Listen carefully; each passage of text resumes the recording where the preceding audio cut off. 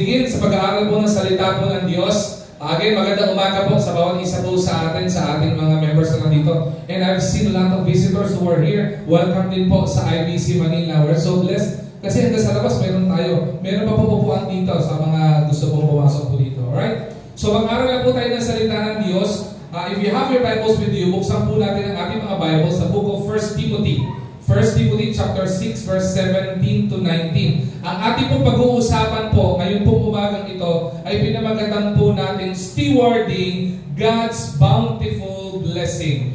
Stewarding God's bountiful blessing. Yan po ang ating pag-uusapan at pag-aaralan. Tumayo po tayong lahat bilang pagbibigay galang po sa pagbasa ng salita po ng Diyos. Ito po ang sinabi. Just follow me with your eyes. Ito po ang sinabi ng 1 Timothy chapter 6 17 to 19. Sabi niyan, command those who are rich in this present world not to be arrogant, nor to put their hope in wealth, which is so uncertain, but put their hope in God, who richly provides us with everything for our enjoyment. Okay, so po, command them to do good, to be rich in good deeds, and be generous and willing to share. In this way, they will lay up treasures for themselves as a firm foundation for the coming age, so that they may take hold of the life that is truly life. Okay? So, matutali po tayong manalangin. Panginoon, aming dakilang Diyos, marami pong salamat sa napakagandang umagang ito na kaloob niyo po, Panginoon, sa amin. Alam ko po, Panginoon, kaloob niyo ang mensahe po ito. Kaloob niyo po ang prinsipyong itong aming pag-aaralan, pag-uusapan, at wala po, Panginoon, kami i-apply sa church na ito na prinsipyo o practices na hindi po naaayon sa iyo. Kaya po, Panginoon, sa pagkakataon po ito, nagpapasalamat po kami sapagkat patuloy mo kami tinuturuan ng mga prinsipyo, lalo tigit yung mga prinsipyo kung saan doon mo kami pagpapalangin. Kaya po, Panginoon, sa pagkakataon ito, kumilos po, Panginoon, kayo, itago niyo po ako sa iyong likuran, at maliwanag po namin maintindihan at maunawaan ang iyong salita ngayon po sa daling ito sa pangalan ng Jesus. Amen at Amen. Alright, na po tayo magsipo. Isa pong verse na ating pong pag-uusapan pagdating po dito ay 2 Corinthians chapter 9 verse 7. Ito bahagi po ito. Tuwing deklarasyon ng pagsamba natin, binabanggit po natin ito. No? Dinideklara po natin ito in Tagalog nga lang. Di ba? Sabi dito, each of you should give what you have decided in your heart to give, not reluctantly or under compulsion, but God loves a cheerful giver. Okay, ito po yung mga bagay na dapat nating maintindihan at maunawaan. Na ang Panginoon po, nagagalak po siya sa kanyang mga anak na mayroong katuwaan, mayroong pong kagalakan sa pagbibigay, lalo tigit po sa Panginoon. Okay, now, let's go with the first fruit po muna. Alam ko, meron sa atin iba dito, alam na yung principle ng first fruit. At meron din po dito, mga iba, Pastor, ano po ba yung first fruit na yan? What is the difference of first fruit giving to tithing and offering? Okay, offering is our worship sa Panginoon. Ang tithing po, maliwanag po ang Book of Malakay po dyan. Ang Book of Malakay, sinabi po diyan that 10% na meron pong binibigay sa atin ng Panginoon ay ibinabalik po natin sa Panginoon. Ibig sabihin, 90% ng pagpapala ng Panginoon sa iyo. It is for you to enjoy, but 10% ibibigay mo sa Panginoon. Okay, bakit po tayo may mga faith promise? Faith promise naman po, hindi po natin gagaling lang po sa atin yan. Hinihingi po natin sa Panginoon yung Panginoon. Meron po akong faith promise o meron po akong commitment sa church. Wala po akong pagkukunan. Kayo po ang magbigay po sa akin yan. Kaya nga po ang tawag dyan ay faith promise. Now, sa Bible po, lalo na pagdating po sa Old Testament, meron pa pong isang type ng giving. Ang tawag po diyan ay first fruit giving. Ang sabi po dito sa Proverbs chapter 3, verse 9 to 10, okay? Honor the Lord with your wealth, with the first fruits of all your crops, then your barns will be filled to overflowing, and your vats will brim over with new wine. Okay? Pagdating po diyan sa Old Testament, mayroon pong tinatawag na isa pang giving. At yan ay wala pong iba kung hindi po yung first fruit giving. Now, let's clarify this for the meantime. Pastor, hindi po ba ang Old Testament ay naisulat para sa mga Hudyo? Tama po ba? Amen. Naniniwala po tayo doon. Ang New Testament, sinulat po yan for the church age. Okay? Now, hindi po ibig sabihin, bakit po natin pinapractice yung tithing kung Old Testament yan? Sinulat o para sa mga Hudyo. Bakit po natin pinapractice yung pong first fruit giving kung sa Old Testament sinulat po yun at para sa mga Hudyo yan? It doesn't mean it was written for the Jews. Hindi na po natin po yan ina-apply. So, ganito po muna. The question here, several questions to be asked muna. Why do we practice first fruit giving in this church? Simple po ang kasagutan. Una, because it is based on the Bible, o ibig sabihin it is biblical, and following the principle entails honoring God. Kaya po, ang sabi po doon sa Proverbs 3:9-10, unang-una pa lang po yun honor the Lord with your wealth. Okay? Magbigay ka ng galang, magbigay ka ng reverence, magbigay ka ng pagpupugay sa Panginoon sa pamamagitan po ng pagbibigay ng iyong first fruit. The principle of first fruit, kung titignan po natin, it seems so hard for everyone to give your first fruit. Bakit po? During the Old Testament time, pag binibigay po nila yung first fruit, alam naman po natin ang mode of living during the Old Testament time is more on crops. Wala naman po wala naman po nung call center, wala naman po nung, bangko, wala naman po gano'n noong time na yun. Ang mode of income during that time was working in the fields. Ibig sabihin, nagtatrabaho. Kaya kung makikita niyo dito, ang ginamit po dito, when we honor the Lord with our wealth, with the fruits, okay, with the first fruits of all our crops, kaya po crops ang ginamit.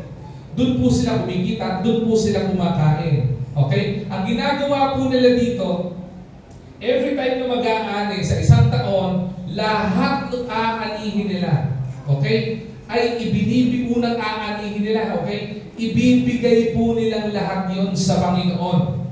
At hindi po basta, kung titignan po natin yung malalim po dito, ng pagbibigay po nito, hindi lang po nila basta ibinibigay yung kanilang unang ani. Ibinibigay po nila yung the best dun sa unang ani nila. The first fruits of all your crops. Ibig sabihin, kung sila ay may mga inaalagaan mga hayop, the first anak ng kanilang hayop ay ibinibigay nila sa Panginoon. Kung sila ay may babuyan, the first pig ibibigay po nila. Kung sila ay may sheep, the first sheep na ipapanganak, ibibigay nila sa Panginoon. Bakit? Because it's part of honoring the Lord. So that's the very main reason why we are applying or we are practicing po yung first fruit giving sa church po na ito. Now, we have to understand three specific things sa pag-uusapan po natin. Ang ating pinag-uusapan in our cheerful giving month, ngayong pong buwan na ito, is about stewarding God's bountiful blessing. Una, mapapansin po natin, blessing. Okay? Pero nilagyan ko po yan ng adjective na bountiful. Bakit po? Maliwanag po ang sabi po ng kasulatan. Binigkas din po, ni Tita Mira po ito kanina, ating testimony speaker. When God blesses His people, okay, it is pressed down, shaken together, and running over. In Tagalog, kapag ka nagpala ang Panginoon, siksik, di ba? Liglig at umaapaw. Ganun po magpala ang Panginoon. Ibig sabihin, when the Lord blesses His children, hindi po siya pipitsugin magbigay ng pagpapala. Ibig sabihin, laging nag-uumapaw yung pagpapala ng Panginoon. Never kung nagkukulang ang Panginoon sa atin. If you would go back to all our testimony speakers, okay, na mga first fruit testimony speakers, makikita niyo po, hindi po nawawala po sa kanilang testimony na ang Panginoon hindi po nagkukulang sa kanila. At iba po sa atin, na-experience po natin how the Lord blessed us so much. Okay? And when the Lord blesses us, the Lord blesses us abundantly and bountifully. Siksik, nag-uumapaw. Pero tandaan po natin, meron po tayong dapat maintindihan. Understanding three things. May formula po dito The formula of cheerful giving is about generous giving. Okay? The formula of giving to the Lord, you don't just give to the Lord. You give to the Lord generously. Why? Malino yung sinabi ng 2 Corinthians chapter 9 verse 7. The Lord loves the cheerful giver. Here is the formula to become generous giver. Una, blessing plus stewardship equals generous giving. Okay? Blessing plus stewardship is equals to generous giving. Okay? Alam ko yung iba pag sinabi natin giving, we felt like if we give, okay, ang akala po natin, kawalan po natin yan. Tama ba? Subukan nyo kayo ay nagbigay, may iba po perspective ng tao. The common perspective of people when we are giving something or we're giving away something, feeling po natin, kawalan po natin yan. Tama po ba? If I gave 500 pesos kay Pastor BJ, I felt like, okay, di ba? Parang kawalan ko. Bakit? Nagbigay ako, ang dating nun, deduction, di ba? Deduction sa akin. Common yun eh. Di ba? Pero sa principle ng Panginoon, kapag ka ikaw ang nagbibigay, ikaw ang mas pinagpala. Bakit? Sabi ng Bible, those who give, blessed are those who give than those who receive. Bakit po? Bakit po ganun yung prinsipyo tinuturo ng Panginoon when it comes to giving? Bakit? Hindi ka naman makakapagbigay kung una pa lang wala kang ibibigay. Tama ba? Hindi ka magkakaroon ng pagkakataong magbigay kung hindi ka pinagpala ng bagay na ibibigay o pera o whatever na ibibigay mo. Right? Kaya po sinasabi ng Bible, blessed are those who give rather than those who receive. Kanina po, let me use our testimony speaker. Total siya naman yung testimony speaker natin ngayon. Isa po sa pinaka-generous giver natin sa church ay si Tita Mira. We hands down, okay? Marami sa church members po natin ay generous givers. Almost everybody are generous givers. Pero isa po sa kahanga-hanga na nakita ko po na generous giver sa church natin, hindi lamang po sa gawain ng Panginoon. Kung hindi talagang generous giver, ay wala pa si Tita Mira. Patunayan ko po sa inyo, sino po sa inyo, workers ng church na ito, sino sa workers ng church na pag may birthday kayo o meron kayong special event, wala kayong regalo mula kay Tita Mira kahit maliit? Ako, hindi ko po makakalimutan ito. Di ba? Every time na may special na okasyon ako sa buhay ko, Christmas, birthday, pasok, appreciation, o whatever, lagi may inaabot si Tita Mira. Hindi ko alam kung saan niya hinuhugot yun. Di ba? Nagugulat ako. Mag-aabot, may bench. Di ba? May kung ganito. Saan hinuhugot ni Tita Mira ito? Eh, wala naman trabaho to. Right? Pero, pag nakikita mo rin, kaya ang tingin ng mga tao sa kanya, inaalok siya ng ubas. Di ba? Di ba? Ang dating kasi yayaman eh. Kita nyo, tingnan nyo yung itsura nyo ngayon, siyang lumulutang. Bakit? Kulay ginto ang damit. Ganyan yung mga yayamanin. Di ba? Hindi mo halata na bawal malaglagan ng piso, baka hindi makauwi. Di ba? Hindi mo mahalata na ganun eh. Bakit po? Kasi mali naman prinsipyo ng Bible eh. Blessed are those who give rather than those who receive. Because those who are on the receiving end, ibig sabihin, kaya ka nag-receive is because there is a need. The reason why you can give, you are blessed so much, kaya ikaw nakakapagbigay. Kaya ka nakakatulong kasi mayroong pinagpala ka ng maitutulong.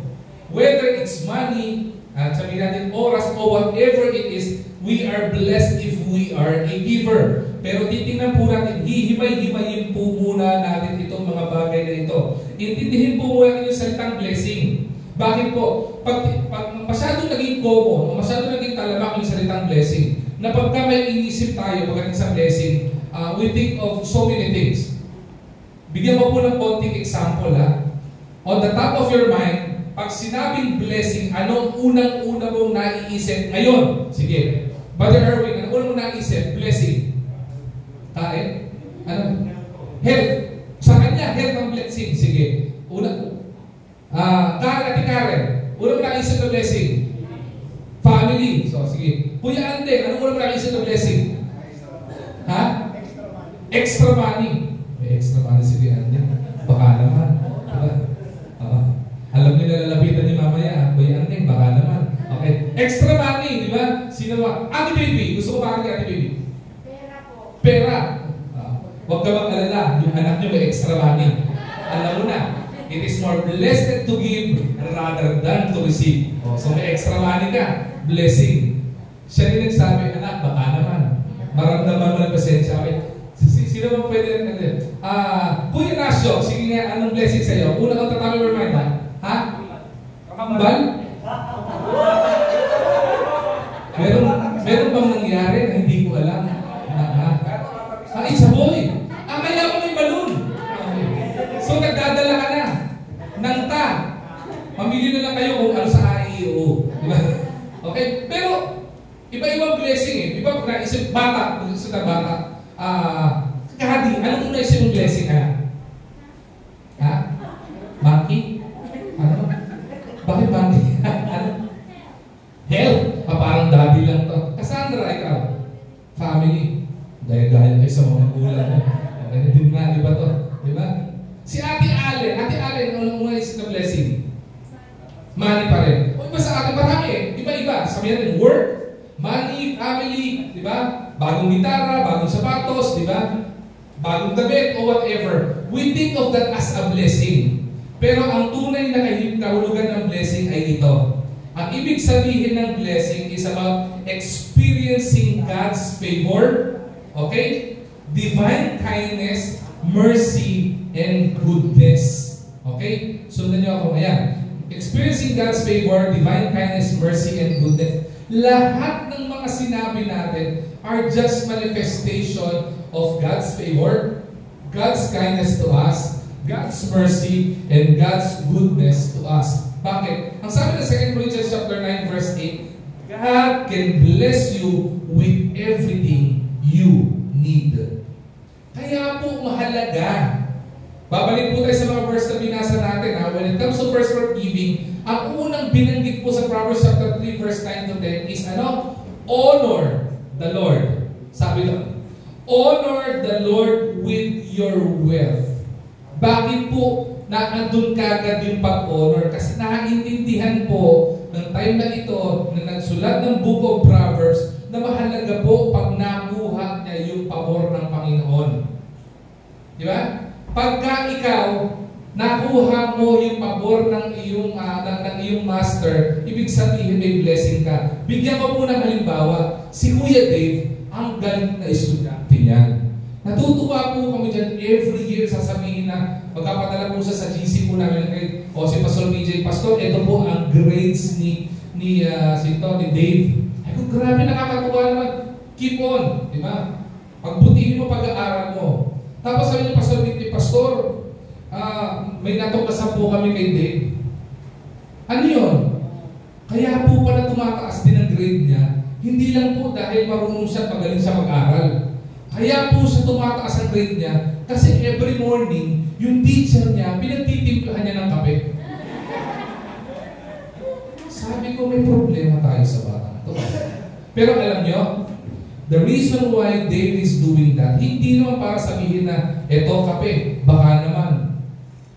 Hindi ganoon. Ang nangyari doon, kaya niya pinagtitimpla yung teacher niya is because that is part of him honoring and giving respect and reverence to his teacher. At dahil doon, naging apple of the eye si Dave. Pagka may hindi siya nasasubmit ng mga requirements, dahil kulang pa yung requirements niya, paglapis niya, ma'am, kulang po sa requirements, napagbibigyan. Bakit? Kasi dahil sa pagrespeto niya sa kanyang teacher, hindi po sa pagsipsip, ha? Hindi po sipsip ang pagtatawag doon. Ang tawag doon, because of his respect sa teacher niya, nakuha niya yung favor ng teacher. Sa mga bata, pasin niyo, ako po, hindi po ako naniniwala sa mga magulang na may favoritism tayo. At hindi po tama na magkaroon po tayo ng favoritism pagdating po sa ating mga anak. Pero, hindi rin po maiaalis sa atin, sa mga anak natin, kung marami tayong anak na meron kayong nagiging apple of the eye. Lalo tigit kapag kayong anak nyo marunong sumipsip sa nila. Marunong magbigay ng honor sa iyo. Kapag kayong anak mo, listen to this, mga young people, okay? Mga anak, mga bata na dito. Kapag kayo, marunong kayong rumispeto sa magulang nyo at nagbibigay kayo ng respeto, paggalang, pagsunod, di ba? Sa inyong mga magulang, maniwala kahit sa hindi, you will gain favor from them. Problema ngayon, marami pong mga anak ngayon, kung humingi sa mga magulang, wagas. Di ba? Even though responsibility ng mga magulang to provide for your needs, pero pag humingi tayo sa mga magulang natin, di ba? Bili mo ko na ito, may requirement sa school, ganito, ganyan. Pero may mga magulang, pag binibigyan mo, parang ang bigat ng tandaan mong bigyan. Bakit? Lalo na tigil kapag yung anak mo, tampalasan, palasagot, di ba? Hindi umuwi na maaga, hindi nagbibigay ng respeto. Mawawalan ka ng ganang magbigay. Pero subukan mo yung anak na mabait, yung anak na magalang, yung anak na dikit na dikit sa'yo, Dad, Mami, gusto mo hilot? Gusto mo, pagtimpla kita ng kape? Maniwala ka, kahit hindi humingi yan, ikaw pa magtatanong para sabihin, anak, anong gusto mo? Same thing with the Lord. If we know how to honor the Lord, hindi muna first fruit eh. There are a lot of things on how we could honor the Lord. But if we learn to honor the Lord, sabi po dito, we will experience God's favor, God's goodness, and God's kindness. Yung mga sinasabi nating mga health, family, sasakyan, kotse, o sabihin natin na bahay, bagong damit, yan, susunod na lang po lahat yan. Bakit? Yung mga bagay na yan, maliit lang po sa harapan ng Panginoon at hindi mayayanig ng kapangyarihan ng Panginoon sa anong hihingi natin. Kahit humingi ka sa Panginoon ng sports car, kahit humingi ka sa Panginoon mansyon, kayang ibigay ng Panginoon yan. Kahit humingi ka sa Panginoon ng trabaho, bagong trabaho, o mas malaking sahod ng trabaho, hindi po tama iaalis na kayang ipagkaloob sa lahat ng bagay. Pero maraming pagkakataon, hindi na ibibigay sa atin ng Panginoon yan. Bakit? Because we do not learn how to honor the Lord. Kaya maunawaan natin, pag sinabing we are blessed, we are not saying we are blessed because we have new clothes, we are blessed because we have this. We are blessed because the reason why we have new things in our lives is because we've experienced God's favor. In Tagalog, nakuha mo ang pabor, nakuha mo ang atensyon ng Panginoon. Ang tawag po diyan ay blessing. Now, sa formula po ng generous giving, yan po yung pag-uusapan po natin. It is about stewarding God's bountiful blessing. Okay? Sa formula po na ito, may makikita po tayo dito. The key to God's blessing is this. Okay? The key to God's blessing is not in the hands of the Lord. It is in our hand. God gave us, listen to this carefully, God gave us the key to unlock His blessings to us. Ulitin ko po God gave us the key to unlock His blessings to us. Tandaan po natin, ang Panginoon, provider of blessings. Amen? Naniniwala tayo doon? Walang imposible sa Panginoon na hihingin natin na hindi kaya ibigay ng Panginoon. Naniniwala mo ba kayo doon?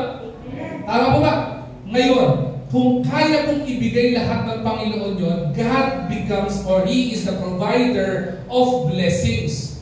But listen to this carefully. Ito mga prinsipyo kung paano tayo pagpapalain. Sabi ng Panginoon, ang susi ng pagpapala ng Panginoon para ma-unlock po natin yan, wala po sa kamay ng Panginoon. Alam niyo po ba yun? The key to unlock God's blessing is in your hands. Nasa kamay po natin. At kapag nakita mo ng Panginoon, nakarapat-dapat ka, mabubuksan mo at makukuha mo yung blessing na hinahanap mo o hinihiling mo sa Panginoon. Malinaw pong prinsipyo po iyan eh. Yan po yung bagay. But there are several questions we are to ask when it comes to blessing. One question would be this. Do you want blessings? Do you want blessing or blessings? Sino gusto ng blessing? Kasi nga po kamay. Yan. Lapat, nakatakas ang kamay, di ba?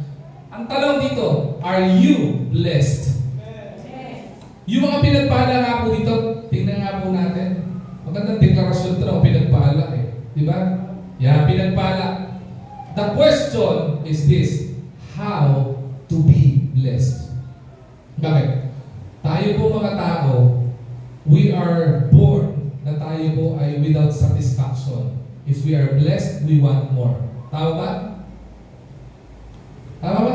Gusto mo pinagpapala ka, at kung gusto pinagpapala ka, gusto mo tuloy-tuloy yung pagpapala. Lalo if you ask me, if I experience the goodness and kindness of God, especially the favor of the Lord, as a blessing, I want it to be sustainable. I want it to be every day. I want it to be every minute. I want it to be every second of my day. Kasi, alam mo, kapag kakakampi mo o nakuha mong pabor ng tagapagligtas mo o ng creator mo that's the blessing Now, may prinsipyo po na dapat tayo maintindihan. If the key to unlock God's blessing is not in the hands of the Lord, but in our hands. The question is, how are we going to be blessed?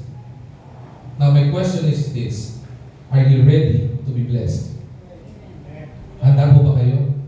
Kaya maganda po, pag-usapan natin at maunawaan natin yung bawat himay-himay ng message na ito.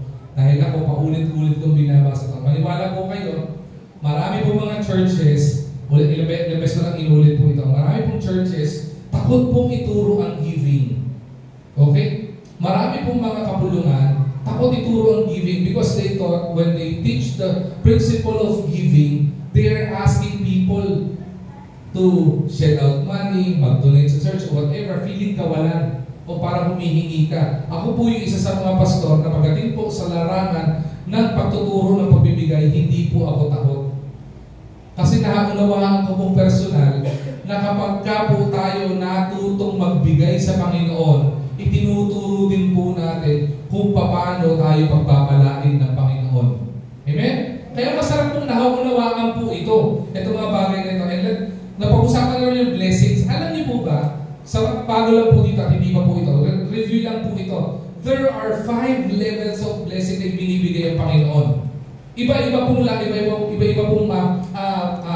po ito ng pagpapala ng Panginoon. Talaga, pastor? Hindi na pag sinabi mo, are you blessed? Pag tinanong mo kayo, sino po yung blessed dito? Taas na po yung kamay. Sige po. Yan. Halos lahat tayo pinagpala ng Panginoon. If I'll be asking you, anong type ng blessing ang na-receive mo sa Panginoon? Anong level ng blessing na ibigay sa ng Panginoon? At ano ang pinakamataas na blessing na pwede ibigay sa ng Panginoon? So we'll be going to the scriptures. Mabilis lang po ito because this is not my primary points na itatalakay. Gusto ko lang ibahagi ito kasi po may mga bago tayo mga members na hindi pa po naiintindihan po ito. Kaya nila-run through ko lang po. Una, there's the first level of blessing. Ano po yan? Bad blessing. Yan, sa mga nakakaalam na po nito, iba sa inyo, may notes pa kayo. Last year dito. Sabi mo ng Haggai, okay? Haggai chapter 1 verse 6. You have planted much but harvested little. You eat but never have enough. You drink but never have your fill. You put on clothes but are not warm. You earn wages only to put them in a purse or in a bag with holes in it. Okay? Ano po ito? Mabilis ko lang paliwanag Marami po sa atin experience muna natin ito. Kumikita tayo, umahanin tayo, tapos kapag kumita tayo, parang feeling mo nadaan lang sa kamay mo yung kinita mo. May naka-experience mo ba nun? Pakita sa kami naka-experience mo? Ako na-experience ko yun Yung bang pagdating na sahod ko, di ba? Kumurap lang ako, wala na Di ba? Bakit? Pagkurap mong ganun, kuryente. Pagkurap mong ganun, tubig, cable, internet, wala na ang cable masyado Netflix, di ba? Disney, HBO, ang dahil mo sinubscribe Di ba? Bayad sa load. Pagpikit mo, ubus na. Ano nangyari? Minsan ka kulang pa Di ba? Umuutang ka pa sa credit card Anong tawag doon? Bad blessing. Hindi naman ibig sabihin hindi ka pinagpala Pinagpala ka. Pero anong nangyari? Parang yung pagpapala ng bad blessing, parang kang nagtatrabaho, nag-iipo, kumikita, pinagpapala, pero yung blessing, inilalagay mo sa bag na may butas. Nakapaglagay na mo kayo ng bag ng isang gamit sa bag na may butas. Subukan niyo po, nabigyan mo kayo ng bag na may butas, kahit anong ilagay niyo dyan, wala kayong maiipon. Tama ba? Bakit? Butas yung bag Those are blessings from the Lord. Ang nangyayari lang sa atin, sometimes, nagiging sapat lang yung blessing sa atin. Bakit po? Ang tawag po diyan ay bad blessing. Sino po sa inyo, kayo na lang po sumagot, Sino po sa inyo, ang sitwasyon ng pagpapala nyo ngayon, bag blessing? Yung pagkaan ng blessing, nauubos, nawawala lang kagad. Sino po doon? Sagutin niyo po sa sarili niyo lang yun. May sumunod na level ng blessing. O ito mas magandang blessing kaysa sa bag. Mas didesign natin ito. Ano ang mas malaki sa bag? Basket. Daya nyo, nilagay ka agad eh. Sabi, basket. Akala ko ba, alam nyo eh. Yung pala, ayun, nakalagay doon. Basket blessing. Ano yung basket blessing? In Deuteronomy chapter 28, verse 4 to 6, ang bag blessing ng Panginoon ito. The fruit of your womb will be blessed. And the crops of your land, and the young of your livestock, the calves of your herds, and the lambs of your flocks, your basket, and your kneading through will be blessed. You will be blessed when you come in, and blessed when you come out. Diba? Anong kagandahan nito? Hindi po ba common bag? Maliit lang ang bag eh. Ang mas malaki ay basket. Meron po ba ditong namamalengke na ang gamit nyo bag? Wala akong nakitang namalengke na gamit niya bag o knapsack. At wala akong nakitang namamalengke na ang gamit nyo handbag. Sino dito meron mga Louis Vuitton, di ba? Louis Vuitton, di ba? Michael Kors. Yung iba, ang Michael Kors. Bakit? Imitation eh. Di ba? Walang gumagamit na doon sa palengke. Bakit? Yung Michael Kors mo ba na bag? Ang gagawin mo doon, lalagyan mo ng 1 kilong galunggong. Di ba? Walang gagawa nun. At the same time, sa liit ng bag mo, konti lang ang mailalaman mo. Pero yung basket blessing, sabi ng Panginoon, it's bigger than a bag. Okay? At mas malaki yung buskutan mo ng pagpapala. Kaya may mga iba sa atin, sabi niya, ako pastor, overflowing na mo yung pagpapala ko. Bakit? Kasi basket blessing na ako. Hindi pag dumadaan sa akin yung sweldo ko, hindi kagad nawawala, may natitira. Bakit? Kasi maaaring pagpapala mo, nasa level ka na ng basket blessing. But I tell you, maliit pa yun. May mas malaki pa doon. Ano po doon? Ang tawag po dito, ano mas malaki sa basket? Huwag mo lalagay muna, Antonio. Okay. Ano? Sako. Hindi. Secret. Letter B lahat ito. Okay? Ano? Mas malaki pa sa basket. Ha? Bayong na.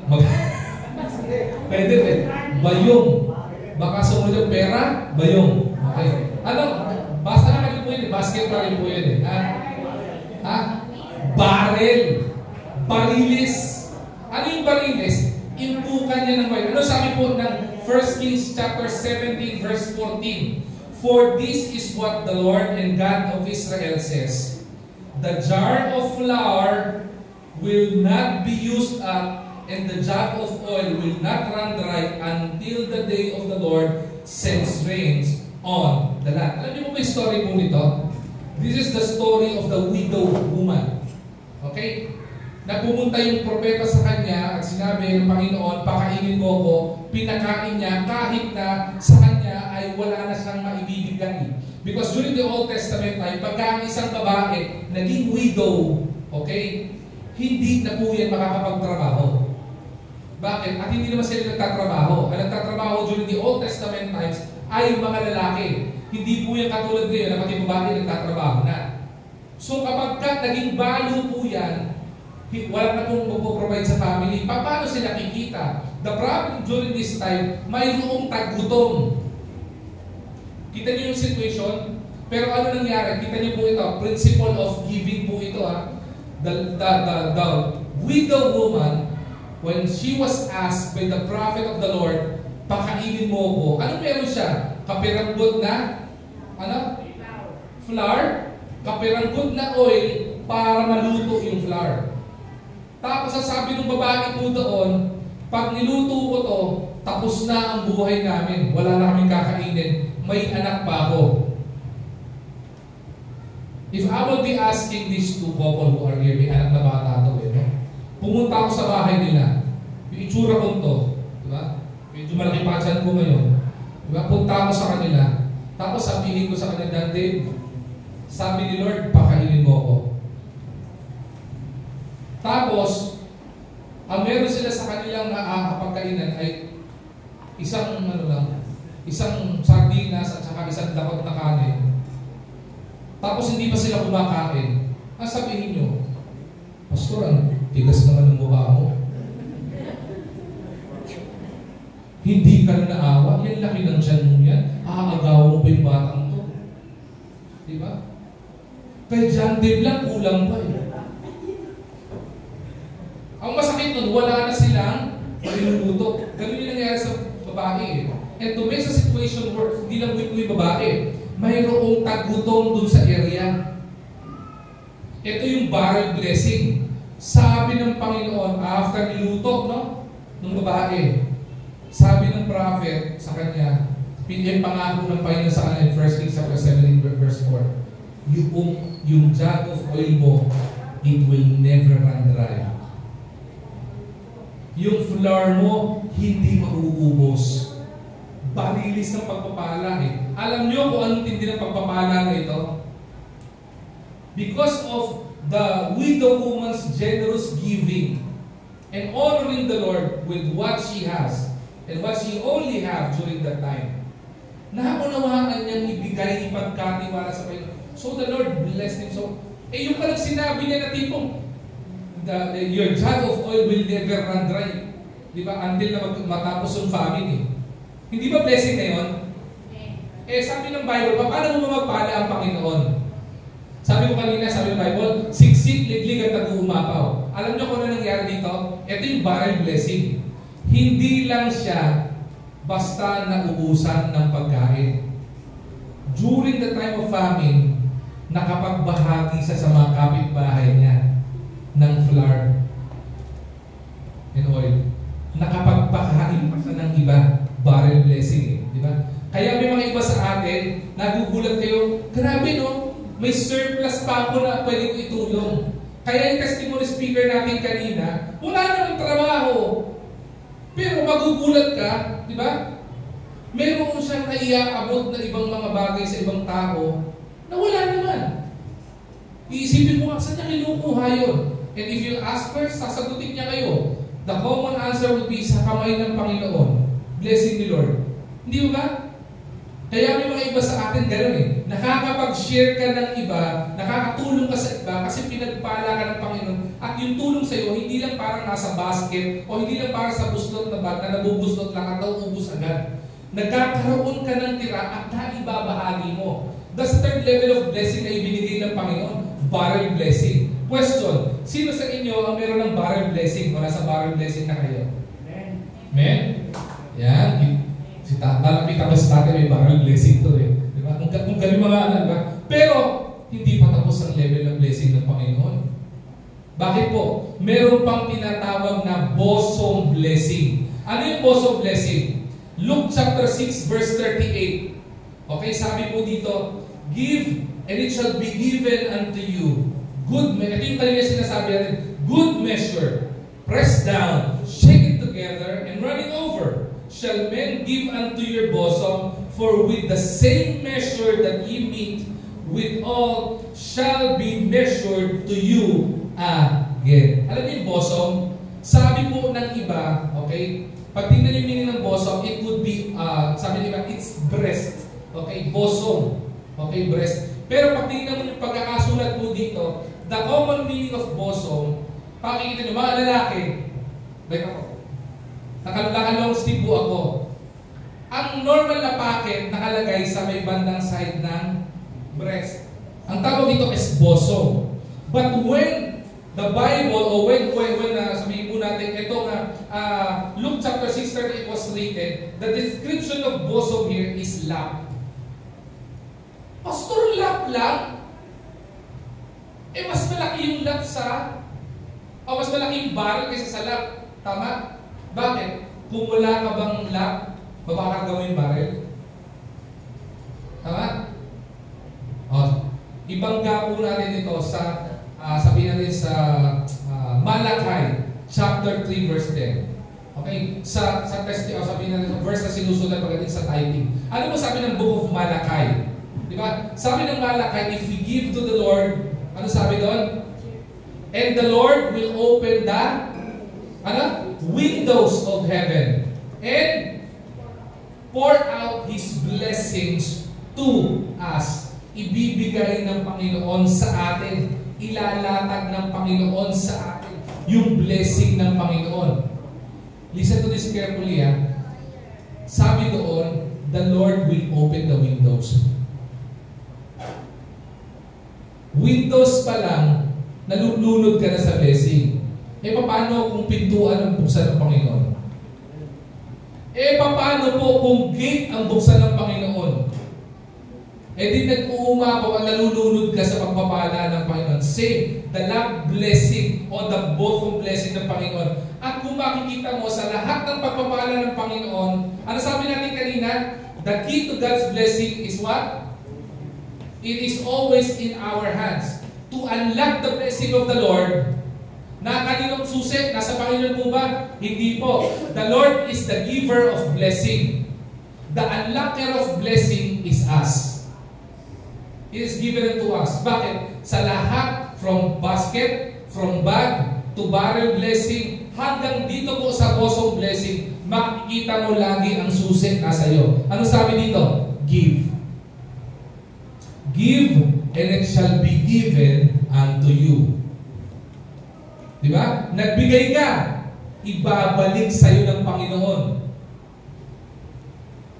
Yung nagbigay ka, ibinalik sa iyo, matutuwa ka na, di ba? Pero hindi po ganoon ang Panginoon. When you give to the Lord, He will give it back to you more than what you've expected. Malinaw yung sumunod eh. Press down, shaken together, and running over. That is how the Lord blesses people. Tapos na? Hindi pa po.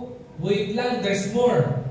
Isa sa pinakamalaking level ng pagpapala ng Panginoon na po pwedeng i-design ng isang mananampalataya ay walang iba kundi yung barn blessing. Yan po yung sinabi sa Proverbs chapter 3 verse 9 to 10. Diba? Honor the Lord with your wealth, with the first fruit of all your crops. Ang sabi dito, then your barns will be filled with plenty. Alam niyo po ba kung ano ibig sabihin ng barn? Diba? Yung barn po, sa mga nagsasaka, yan po yung parang bahay. Okay? Tapos, ang tawag po din sa Tagalog ay imbakan. Diba? Kung meron kang inaaning palay, dyan mo iniimbak para hindi mabasa. Kung meron kang mga inaaning prutas, dyan mo inilalagay kasi imbakan yan. Alright? Kaya ang tawag po diyan ay barn blessing. Pero ang sabi dito, may requirement na naman eh. Ang requirement dito, hindi lang basta magbigay. Diba? Sa lahat ng mga blessing from bag, basket, barrel, bosom, lahat ng sinabi po dyan, give unto the Lord eh. Pagdating po sa barn, it is higher than giving to the Lord. When you give to the Lord, you give to the Lord with honor. You give to the Lord with respect. You are giving to the Lord because you want to worship the Lord. In respect to Him, being the giver of your blessings in life, giving you the favor na pwede natin ma-experience, giving you our family, giving you our life, our health, and whatever blessings we have. Okay? Dahil gusto mo siyang i-honor, anong ginawa mo? Binigay mo, Lord, I'll be giving to you my first fruit. Diba? Yung una kumuha kayong inani sa negosyo ko, I will give it back to you. The first of my sabihin natin income, diba? Whether 15 month 1 to 15 yan, first cut off po or 1 month, I don't know kung paano bibigay yan. But because you give it to the Lord and you give it to the Lord with honor at ino-honor at respeto mo siya, ang sabi ng Panginoon, and your barns, sabi nga dito, listen to this ha, buksan niyo yung Bible, ang sabi doon, sinabi ba doon, and your barn? Pakibalik nga po doon sa verse. Anong sabi doon? And your barns will be filled with plenty. Hindi lang isang barn. Hindi lang isang imbakan. Kapag ka po isang lang nilagyan mo ng S, ibig sabihin po niyan multiple. And your barns will be filled with plenty. Kaya po may iba sa atin dito na pinagpala, pag nakita nyo sobrang pinagpala, hindi lang isa ang account. Di ba? May iba sa inyo, meron kayong mga bank accounts na. Meron na kayong BDO, may BPI pa kayo, may Metrobank pa kayo, di ba? May RCBC pa kayo. Di ba? Baka naman. Sarap niyong lapitan. Di ba? Pag pupunta kayo sa grocery, ano mang gagamitin kong debit card? Di ba? RCBC ba o BDO? BDO na lang. Masyado nang pagod yung RCBC ko. Di ba? Bakit nagiging gano'n? Ang pangako ng Panginoon, and your barns will be filled with plenty. Diba? Napupuno ka. Hindi ka na ngayon nakakapag-share sa iba dahil nag-uuma pa yung pagpapala ng Panginoon sa iyo, nakakapag-impok ka na.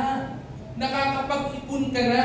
Ang tawag po that, and your barns will be filled with plenty. I will be asking right now, before I proceed with our 3 points na pag-uusapan natin ngayong umagang ito, when it comes to stewarding the bountiful blessing of the Lord, ano ang gusto mong type ng blessing o level ng blessing?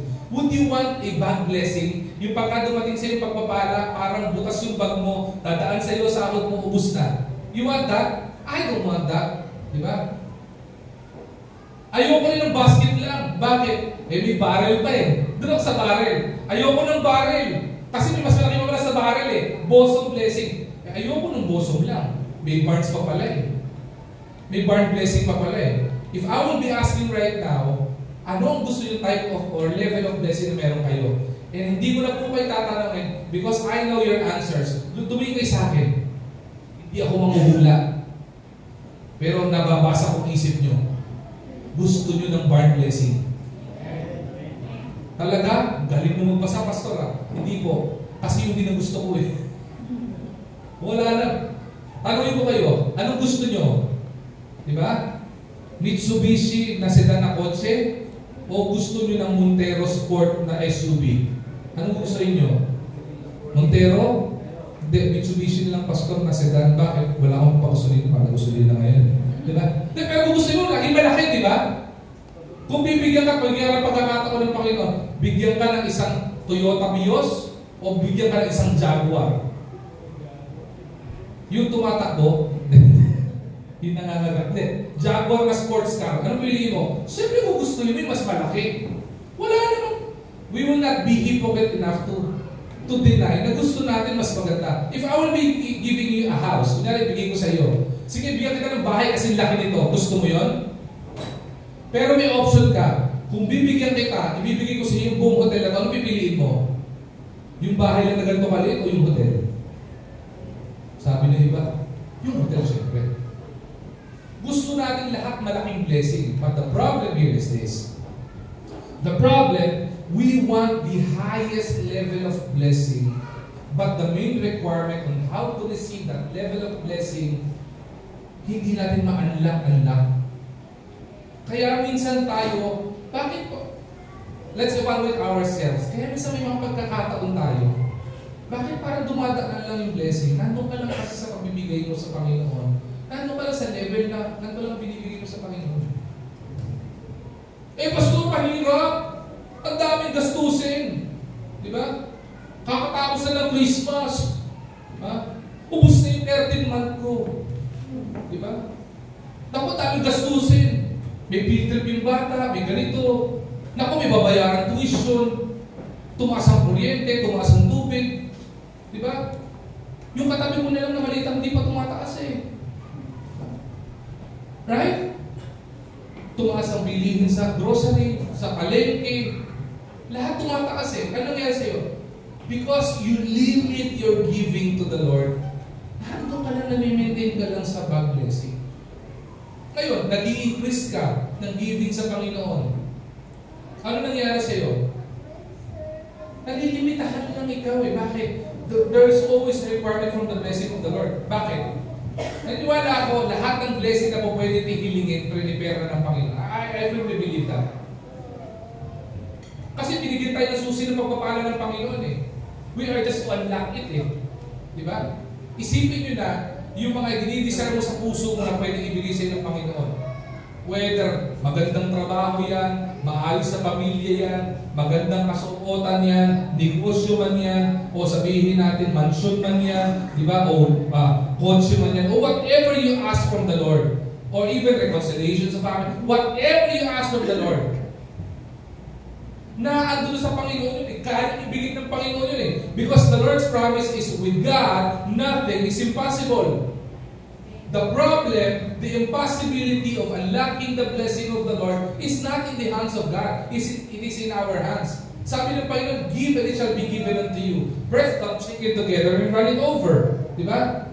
At ang pinakamalaki, we wanted to have barn blessing. Gusto natin nakakapag-impok na tayo, nakakaroon tayo ng investment, nakakaroon na tayo ng mga stocks natin o whatever investment we do have. Kaya hindi natin magawa-gawa yan, na nalilimitahan yung pagpapala natin, nalilimitahan tayo ng mga pagpapala natin because we don't apply the principle. Now, listen to this carefully. Hindi ko po kayo pinupwersa o inuutusan na i-apply yung first fruit principle sa buhay nyo.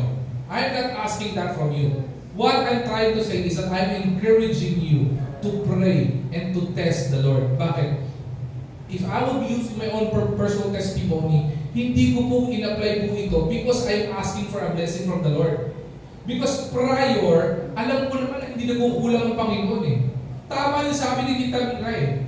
Provision, ang sumunod sabi niya, promise, and protection. The Lord provides. Di ba?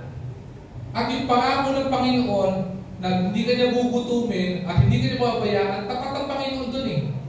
Di ba? Kaya nga po sabi ko sa inyo, when it comes to need, I don't pray for need. Bakit? Hindi mo na kailangan ipanalangin pa kailangan mo kung ikaw ay tunay na anak ng Diyos. Why? Because the Lord gives whatever we need. Kayang ibigay ng Panginoon lahat ng mga hinihingi sa Panginoon. Sabi ng 2 Corinthians chapter 9 verse 8, di ba? And God can bless you with everything you need.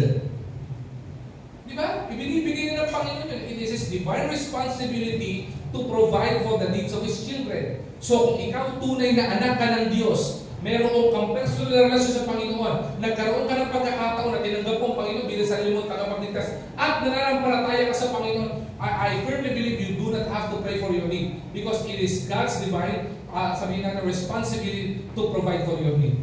Nakakatuwa yun, di ba? Ano kailangan mo? Ibibigay ng Panginoon. Kailangan pagkain? Bibigay ng Panginoon. Di ba? Mukha ba ako nagutom? Sumobra nga pag-provide ng Panginoon eh. Hirap na hirap na ka mag-diet. Tingnan mo si Pastor BJ. Pinagpalang wagas ng Panginoon. Nung pumunta po ako dito, ang payat yan eh. Sa sobrang payat po niyan, pwede siyang magtago dito eh. Ngayon, kahit ilagay mo sa likod ng mga balon na to, Pastor BJ, lumabas ka, kita ka. Bakit? Nakalabas yung siya mga gano'n. Bakit? Siklikling ang pagpapala eh, di ba? Oo. Kaya wala kayong makikitang baptist na may six-pack abs. Bibihira lang. Karamihan ng mga baptist na nakita nyo, na tunay na anak ng Diyos, siksik-ligligan nag-uumapaw. Bakit? Nakaluwis ka, Pastor. Bakit? Yung pagkakatakin mo nakaganon eh. Di ba? Nag-uumapaw yung mga tipong pinabayaan sa kusina. Bakit? Nag-uumapaw pagpapala ng Panginoon eh. Pag may pagpapala mo ng pagkain, hindi mo kakainin. Kakainin mo yan. Di ba? Kaya pinagpapala tayo ng wagas.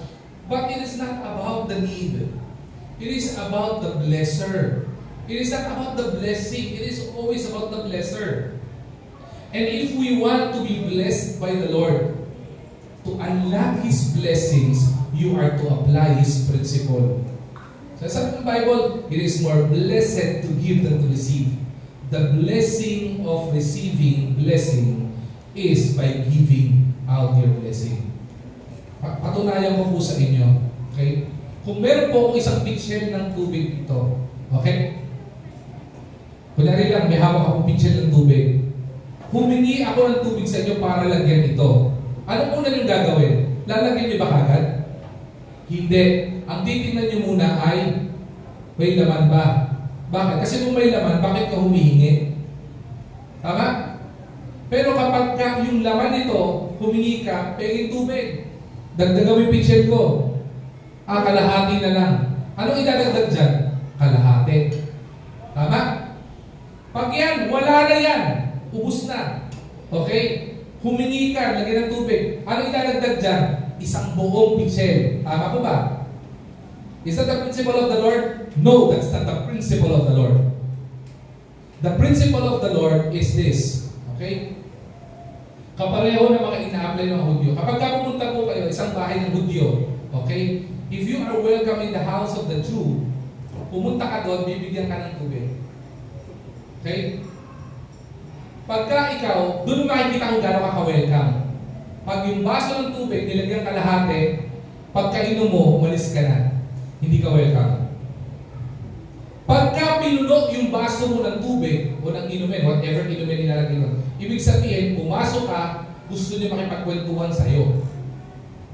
Pero kapag ka ikaw, binigyan ka ng tubig, may kasamang platito, at puno na, hindi pa niya inihihinto yung paglagay ng tubig, ibig sabihin, kahit matulog ka sa bahay niya, ganun ka ka-welcome. That is how the Lord blesses children. It is pressed down, shaken together, and running over. The problem is, how can the Lord fill your cup if you are still full? Ano yung tawag doon? Replenish.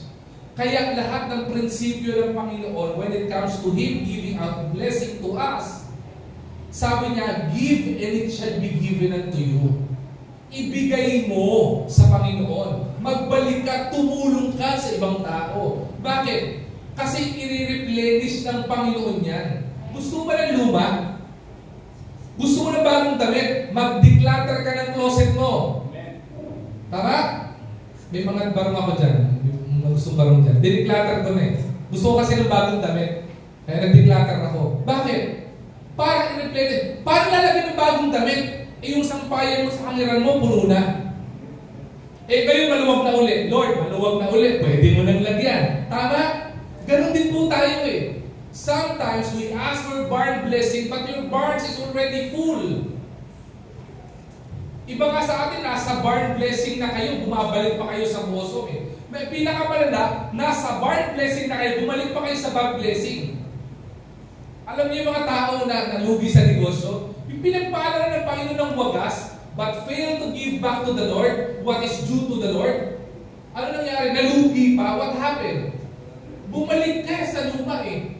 Hindi ka ito pumaging kung pinagpapala ka na ng barn blessing, nakakapag-impok ka na, nakakapag-invest ka na, eh di panatiliin mo yun. But there is a key always. It is about giving back to the Lord.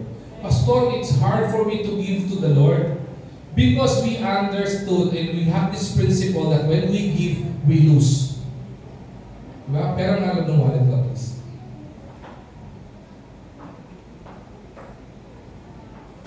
Feeling po natin, example lang po, money. Okay, kasi ito pwede nung example eh. Pwede rin balloon, kaso baka hindi nyo naman gusto eh. Diba? Pag binuksan ko itong wallet ko, may laman ito eh. Malaki laman ito. 20. O bakit? Nailagay ko na sa times eh, sa pa-offering. May 20 ko dito. Sino gusto ng 20? Doy, mahiya ka naman. Hiyang-hiya naman ako sa'yo. May pagbabayad pa ng loan to. Maliban sa mga anak ko, yung mga anak ko talagang sobrang entitled eh. Dad, anak mo ako eh. Ganun din yung, bibigyan ko talaga, may bibigyan ko kay Antonio to, bakit? May special favor sa akin to eh. Anak ko to eh. Anak, itong 20 ito, ipamamana ko sa ito. Panahon pa ng lolo mo to, nasa wallet ko na to. Mahaba pa ang buhok ng lolo mo, nasa wallet na to. Pwede pamamana ko sa'yo. Sino gusto ng 20? Nahihiya ako sa mga nagtataas eh. Nagtaas si Ate Karen, mas malaki pa sahod mo sa akin, gusto mo ng 20. Pero totoo, gusto mo ng 20. Si May, 20. May dito May. May. Ano ka dito? Favoritism. Hindi ko kailangan eh. Baka pumayat. Ganito mo. Kaya nga baka nga pumayat pala, no? Magtago sa dito, di ko na makita. May isang ka. Di ba? May dyan ka ba? Diba? Baka matapakan. Bigyan yung 20. It would be hard for me to give yung 20 kung ang prinsipyo ko ay yan ang alam naman ng wallet ko eh, di ba? Ito na nga lang, no? Noong 1979, bago pa to eh. Pag ang prinsipyo mo ay kawalan mo, ano ibig sabihin? Mahirapan kang ibigay. Pero kung ang prinsipyo mo ay, yung prinsipyo, kaya ko ibibigay ito kasi may pinagpala ko ng Panginoon. Mahirap ba magbigay?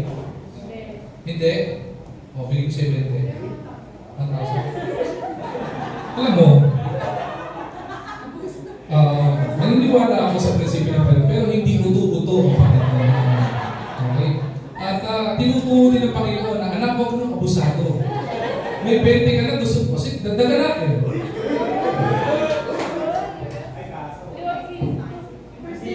25. Yan. Sana makatulong sa future mo. Sana makapag-invest ka. Ayan, okay. Bakit? Dahil binigay ko sa kanya. Sa iba, pagbalik mo sa mamaya. Pagbalik na si Dwayne na yan. Mataas ang exchange rate ngayon. Okay? Nung ibinigay ko sa kanya to, kung ang prinsipyo ko ay kawalan ko yan eh. Yan na nga lang yung pera ko eh. Bibigay ko pa.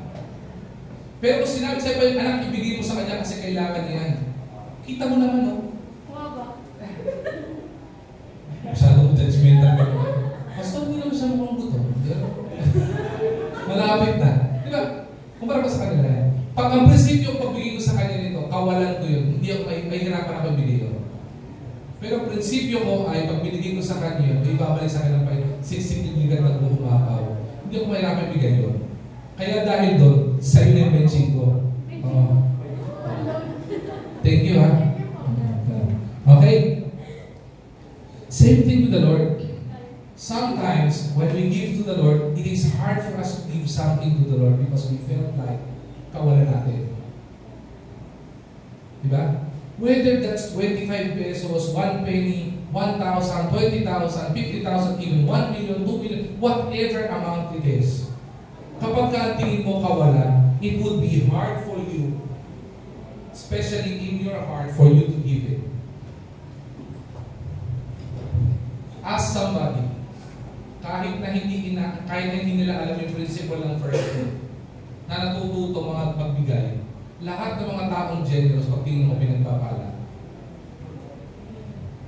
Example, testimony speaker natin, nagbibigay, sobrang generous magbigay. Taon-taon, maniwala kayo, meron tayong regalo sa kay Tita Mira. Nung mula si Tita Mira napunta sa church natin, taon-taon, nag-iipon niya ng mga toys para sa mga kids. Hindi toys na luma, bagong toys. Kahon-kahon. Wala namang trabaho. Kaya tuloy, tingin sa kanya ng mga tao, mayaman Tita Mira. Di ba? Bakit? Mayaman ba talaga siya? Mayaman siya dahil mayaman ang Panginoon niya. Barn blessing na eh. Isipin nyo, na-intriga ako doon sa nakita ng apo niya kung magkano laman ng ATM niya. Bakit ang laki ng laman ng ATM mo? Di ba? Bakit natanong ng bata yon? It is because the kid knew that Tita Mira was blessed so much. And Tita Mira knew why he was blessed so much is because he never hesitated giving back to the Lord. Alam niyo kung bakit? Dadako tayo sa 3 point na pag-usapan natin. Mabilis na po ito. Because we are to be stewards of God's bountiful blessing. Pag sinabi mong steward, alam mo ba ibig sabihin po niyan? Okay, stewards are sabihin po natin, ibig sabihin po ng stewards ay ito. Okay? We are to be careful, o sabihin ito, careful and responsible management, or stewardship, ang pag-usapan nito. Careful and responsible management of something entrusted to one's care. Sabi dito, we are stewards of God's bountiful blessing. Yung nag-uuma mo ng pagpapala ng Panginoon, whatever you have in your hand, whatever you have in your life, it is God's bountiful blessing. Amen? Okay. Ang masakit dito, the very main reason why it's hard for us to give to the Lord is because we thought it's ours. Ulitin ko, tagalogin ko. Kaya po ang hirap magbigay sa Panginoon pabalik. Lalo na, sabihin nyo first fruit, sinong hindi nag-struggle nagbigay ng first fruit? Bibigay mo yung isang sahod mo? Ang hirap nun ha. I personally would say it's hard. Pero kapag nabago ng Panginoon yung perspective mo, maniwala ka, it wouldn't be hard for you. Bakit? Because the perspective of cheerful givers are, hindi akin yan. Steward lang ako. Tagapangalaga lang ako. Manager lang ako niyan. Amen? Ibig sabihin, kung meron man lamang pagpapala itong wallet na ito, na hindi ko ipakikita sa inyo, kasi kahit buksan ko, wala kayong makikita. Kung meron man laman ito, ang dapat iniisip ko lagi, hindi akin yan. Sa Panginoon yan. Taga-manage lang ako. Gets mo yun? Taga-manage ka lang. Kung meron kang property, may bahay ka, kahit nakatitulo sa pangalan mong yan, hindi sa'yo yan. Sa Panginoon yan. You are just a manager. Tama? Ibig sabihin, ikaw ay pinagkakatiwalaan ng Panginoon para pangalagaan yan. At kapag humingi ang Panginoon dun sa pinangalaga niya sa'yo, pagdadamot mo ba? Ito example ko dati. Meron akong relo. Pastor BJ, akar ka dito sa tayo. Meron akong relo dito. Pero mukhang mas maganda yung relo ni Pastor BJ. Yung kay Pastor BJ, Michael Kors eh. May relo ko dito. Tama? Sabi ko sa kanya, Pastor BJ, mahalaga tong relo sa akin na ito. Okay? Ipapaalaga ko sa iyo. Huwag kong bitawan. Alagaan mo nga eh. Hindi ko sabi suot mo. Alagaan lang. So, ibig sabihin ng pangalaga ay linisin. Diba? Pero dahil pinaalaga ko sa kanya, babalik ako sa iyo soon yan. Pwede ba niya itong gamitin? Kasi manager siya eh. Pwede. Pwede. Nagpaalam pa sa akin.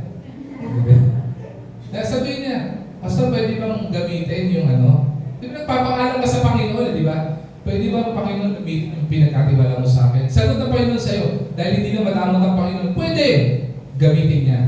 Okay? Tapos sabi ko sa kanya, bilang ako yung may-ari, pinalaga ko rin sa kanya, pwede bang hiramin ko sa iyo yung pinaalaga ko sa iyo na relo ko? 1 linggo lang, kasi may a-attendan akong event. Ang sabi niya ganito, dahil suot niya, hindi pwede. Gamit ko, Pastor eh. Tama? Dahil ako may-ari, pwede ko mabawiin sa kanya anytime? Sagutin niyo po ako. Pwede mo ba? Pwede. Bakit? Ako may-ari eh. Pinamahala ko lang eh.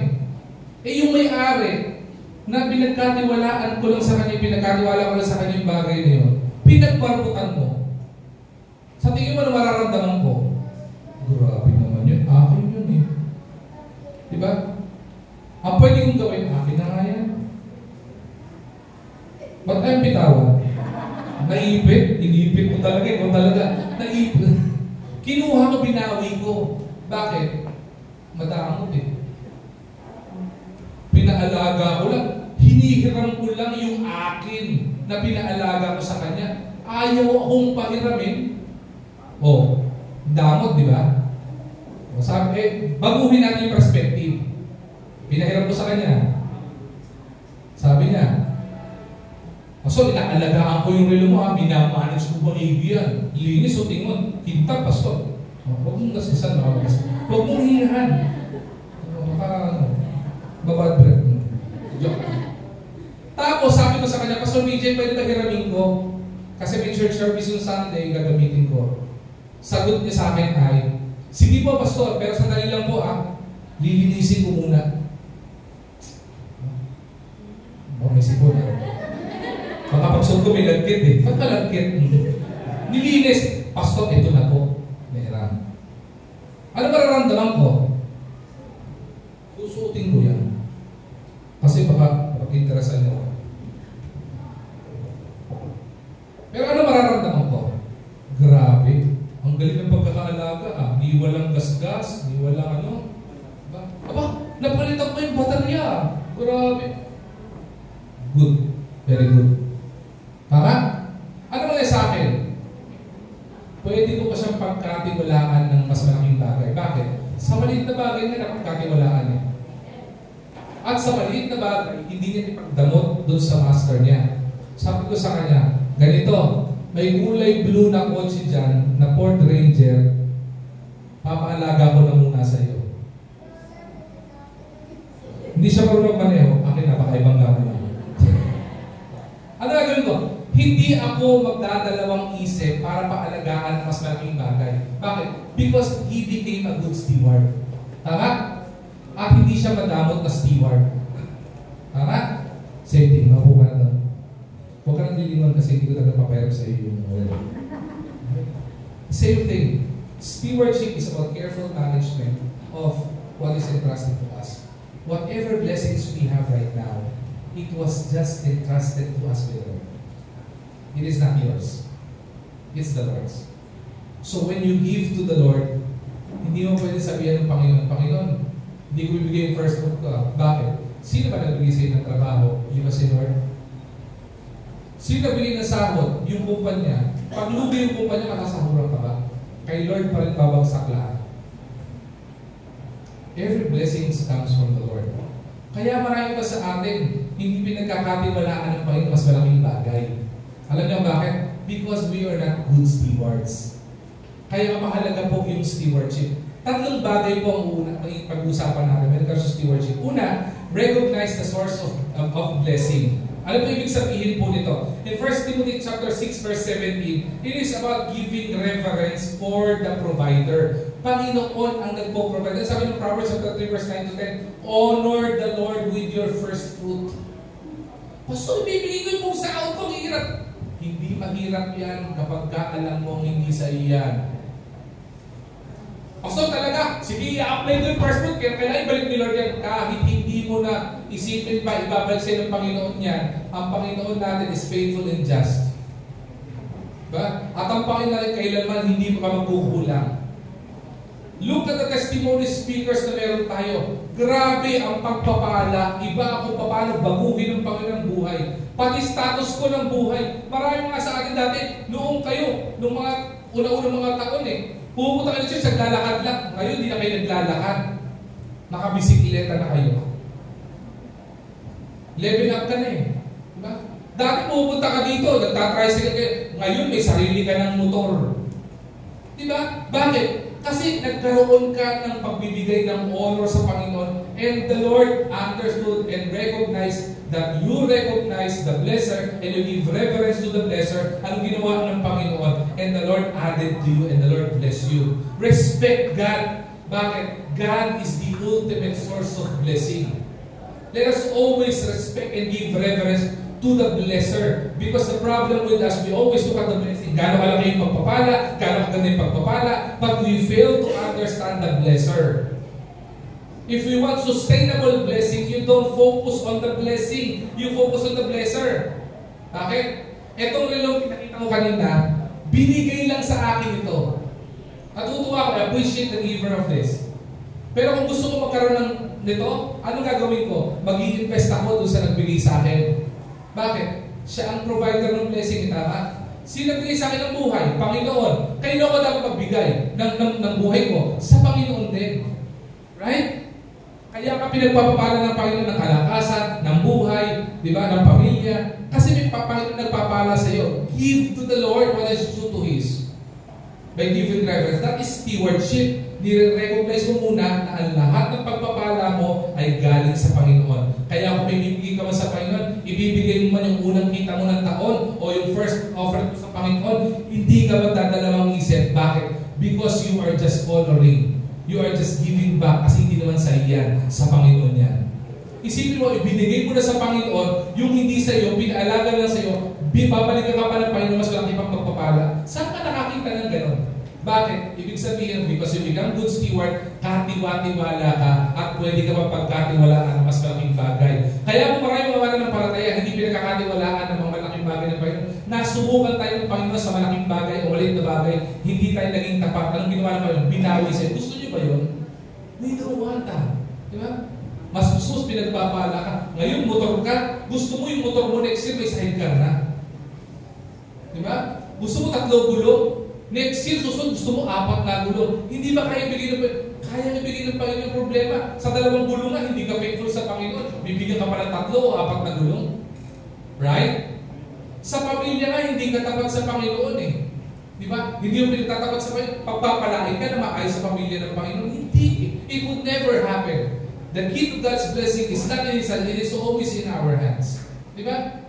Sunod, responsibilities of stewards. 1 Timothy chapter 6 verse 17. Dalawa yung bagay yan. Riches with restraint. Ano ibig sabihin ito? Using God's blessing with wisdom and moderation. Pag pinagpala ka ng Panginoon, hindi yan para lustayin mo. Kailangan maintindihan. Sabi sa sa 1 Timothy chapter 6 verse 17, command those who are rich in this present world not to be arrogant, okay, nor put their hope in wealth, which is so uncertain, but put their hope in God, who richly provides us everything for our enjoyment. The Lord wants us to enjoy. Kaya kapag pinagpapala pa yung the Lord wants us to enjoy. But a steward, a good manager, it's restraining yung pagpapala. Ang problema sa atin, pag pinagpala ka ng pera, shopping ka agad eh. Punta kay SM, Robinsons, Ayala Mall, di ba? Punta ka agad doon eh. Riches with restraint. So ano ba dapat inuuna ko? Pagka dumating sa inyong pagpapala, anong inuuna nyo? Let me ask you. Diba sa akin? Buy kuryente, tubig, grocery, ano ba bang kailangan? Oh, shopping. Minsan nakalimutan natin. Yung para sa Panginoon, nakalimutan mo ibigay. Riches with restraint. Sumunod, avoid arrogance. Ano yung arrogance? Sa Tagalog, kayabangan. Kaya hinahirapan tayo bigay sa Panginoon because we're arrogant. Lord, dito bigay sa ito, akin to eh. Arrogant, mayabang. Pagmamalakihan mo ba yung tao na bigay sa iyo pagpapala? Pagmamalakihan ba yung Panginoon nagpala sa iyo ng buhay? Pagmamayabangan mo ba yung Panginoon na nagbigay sa iyo ng kalakasan?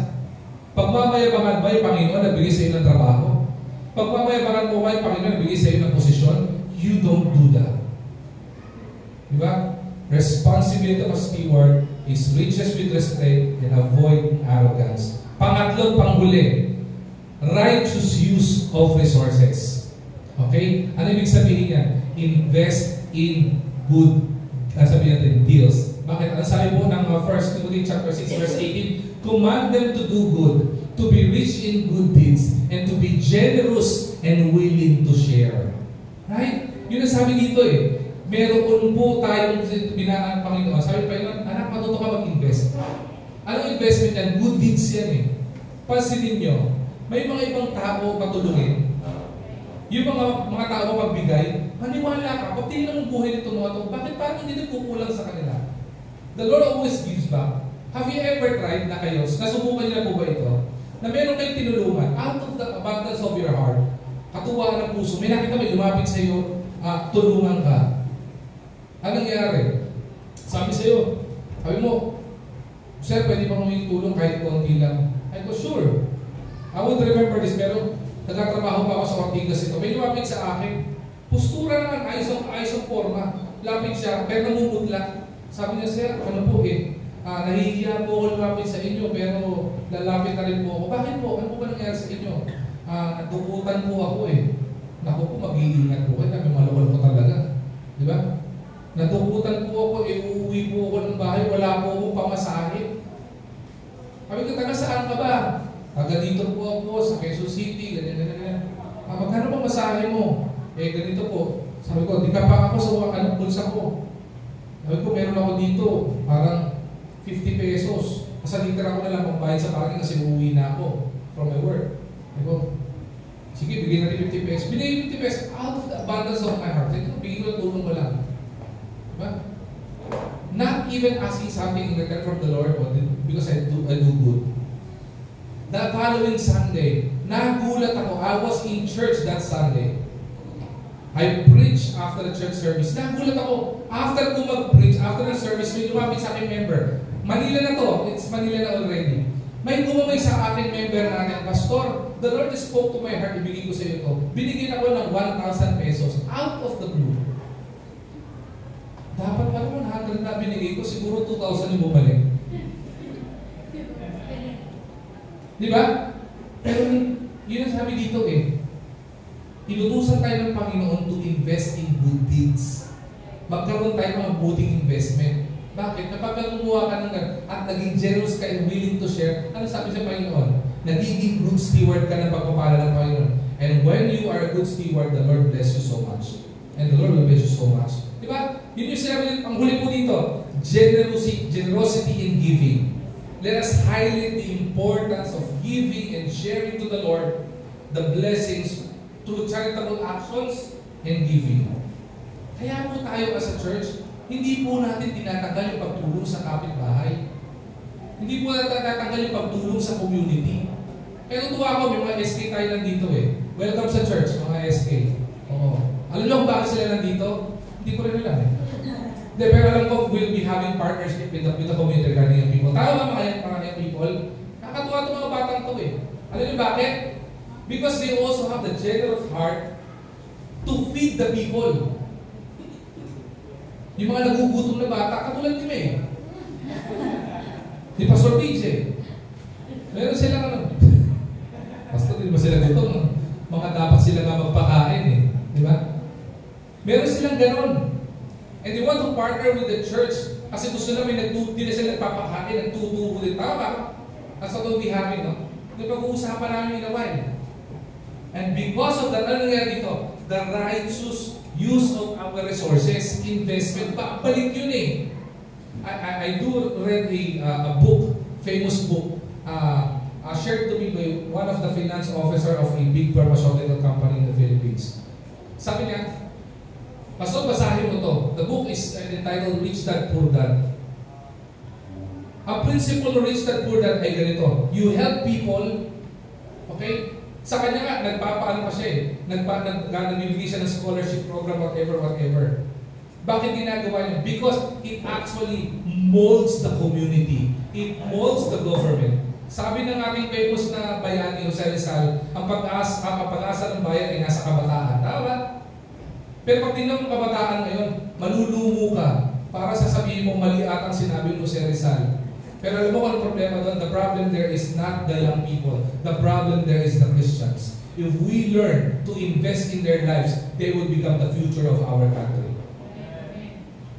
If these young people who are here, is the SKO officials who are here, magkaroon ng takot sa Panginoon as good leaders, they will invest in good deeds, at magkaroon sila para patay sa Panginoon, maniwala kaya it would mold the community of young people here in this place.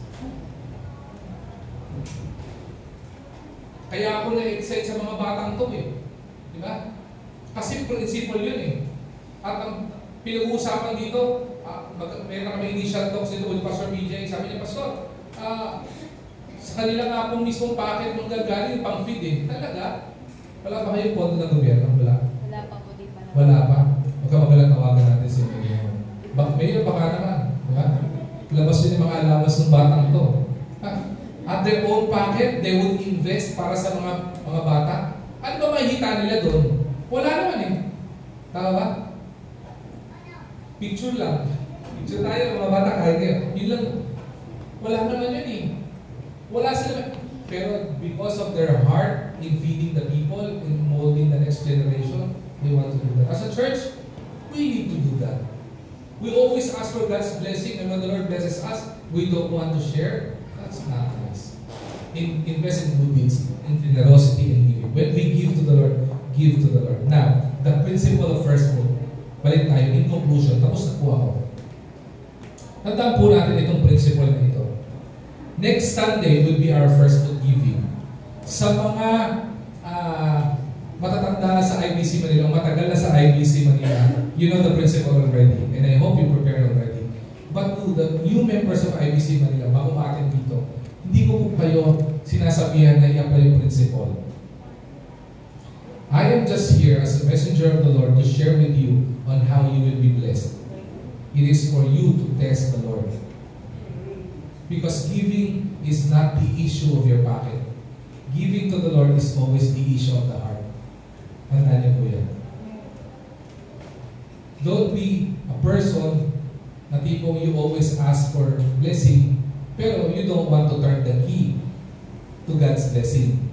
Nakanina po yung key ng God's blessing? Nakanina po ba? Nakanina po? Nasa atin. It is for us to turn the key. Ngayon, may susi ka. Yung kotse ko po dyan, Kahit isaksak ko yung susi ko sa kotse ko, pag hindi ko i-turn, hindi mo mag-start yan. Tama ko ba? Ganun din po yun.